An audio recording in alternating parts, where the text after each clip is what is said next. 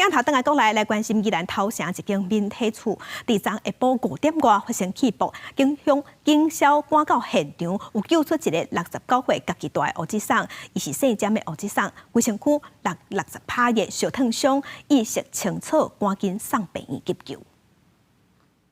就自己买了或者蒸一些东西，他女儿会帮他准备啦。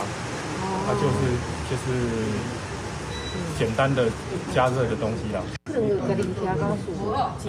应该是啦，因为会气爆，应该，因为他家里就只有瓦斯炉啊，也没有什么其他的易燃的东西啊。是。他目前是身体大片面积的烧烫伤啊，生命症状是稳定的。他是说自己有开了瓦斯，但是忘记关，然后后来就抽烟就爆炸。宜兰的消防局接到报案了后，赶紧赶到这间发生起爆的铁厝。